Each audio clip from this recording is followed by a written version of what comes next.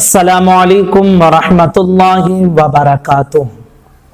ایک سوال پوچھا گیا ہے کہ اگر کسی شخص کو ناپاکی کی حالت میں موت آ جائے تو اس کے بارے میں کیا حکم ہے؟ ایک اچھا سوال ہے اور بہت بہترین سوال ہے۔ میں گزارش کروں گا کہ اسے دھیان سے آپ سنیں اور پوری ویڈیو کو آپ سنیں تاکہ مسئلہ آپ صحیح سے جان سکیں، اور اگر چینل کو سبسکرائب نہ کیے ہوں تو ضرور چینل کو سبسکرائب کر لیں تاکہ ہر مسئلے کی نوٹیفیکیشن ہم آپ تک پہنچاتے رہیں۔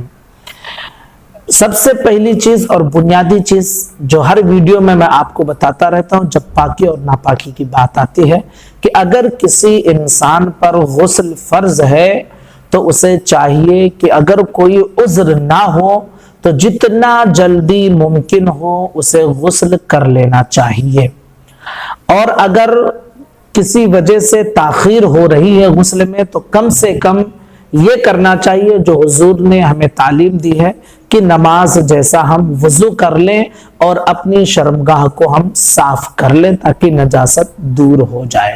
یہ ایک بنیادی چیز آپ نے سماعت کر لی۔ دوسری چیز اس میں آپ یہ سمجھیں کہ انسان کو ناپاکی کس وجہ سے ہوئی ہے۔ کیا ایسی کوئی صورت ہوئی ہے کہ جو صورت شریعت میں حرام نہیں ہے؟ جیسے بیوی سے ہم بستری کر کے ناپاکی ہوتی ہے، شریعت میں یہ ناپاکی جو ہے ایسا نہیں ہے کہ کوئی غلط کام ہے۔ عورت کو MC آتی ہے، حیض کے دن آتے ہیں، اس میں وہ ناپاک رہتی ہے، یہ کوئی غلط کام نہیں ہے۔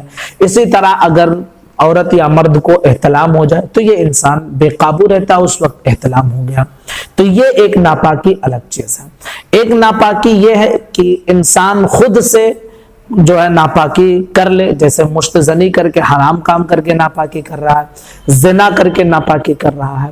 تو اب مسئلہ یہ ہے کہ اگر ایسی صورت میں ناپاک ہوا انسان کہ جو صورت بالکل شریعت کے نزدیک ناجائز اور حرام ہے، جیسے کہ زنا ہے یا پھر جو ہے انسان کے لیے مشت زنی ہے، اس طرح کی صورتوں اور اس طرح کے ناپاکی کی حالت میں اگر انسان مرتا ہے تو یقیناً یہ کہا جائے گا کہ اس انسان کو غسل کرنے کا بھی موقع نہیں ملا، اور یہ بہت غلط چیز ہوتی ہے۔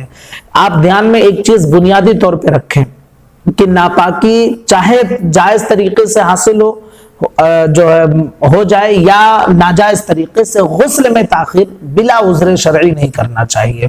لیکن اگر کسی جائز طریقے سے ناپاکی حاصل ہوئی ہے، ناپاکی ہو گئی ہے، اور اگر وہ ناپاک انسان غسل کرنے کا موقع نہیں پایا اور انتقال کر گیا تو ایسا نہیں کہا جائے گا کہ اس انسان کی موت بری موت مری ہے۔ بہرحال اگر ناجائز طریقے پر انسان ناپاکی حاصل کرتا ہے تو اس کو بھی یہ نہیں کہا جائے گا کہ وہ بری موت مرا ہے۔ ہاں، یہ ضرور کہا جائے گا کہ یار وہ گناہ کا کام کیا لیکن اسے توبہ نصیب نہیں ہوا، یہ ضرور کہا جائے گا، لیکن یہ نہیں کہا جائے گا کہ وہ بری موت مرا ہے۔ یہ نہیں کہا جائے گا کہ مرنے کے بعد ایسے شخص کو سیدھا جہنم میں ڈال دیا جائے گا۔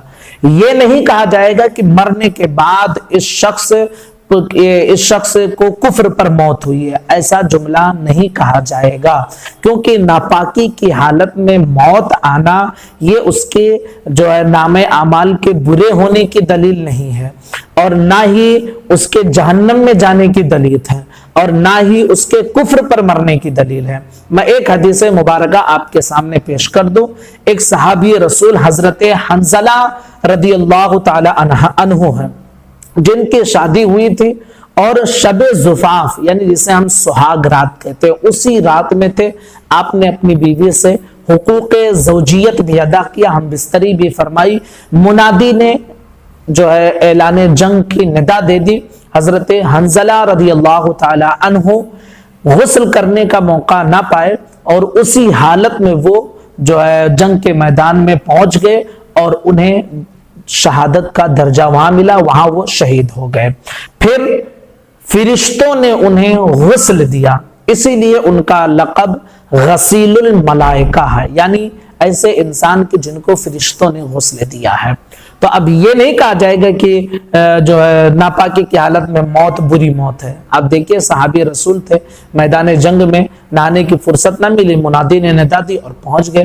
ٹھیک ہے، تو انسان کے ناپاکی کی حالت میں مرنا یہ اس کے برے نام اعمال یا جہنم میں جانے کی یا کفر پہ مرنے کی دلیل نہیں ہے۔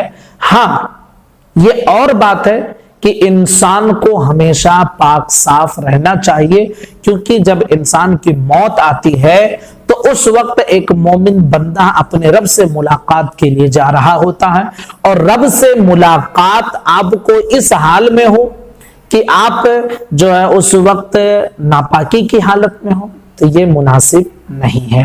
اسی طرح بہت سارے بندے ایسے ہوتے ہیں عاشق رسول کہ جب ان کی جانکنے کا وقت آتا ہے تو حضور صلی اللہ تعالی علیہ وسلم دیدار اپنا نصیب کرواتے ہیں، تو اب ناپاکی کی حالت میں ہو اور حضور کے دیدار سے ممکن ہے کہ اس وجہ سے ہم محروم رہ جائیں، تو یہ سارے معاملات ہوتے ہیں۔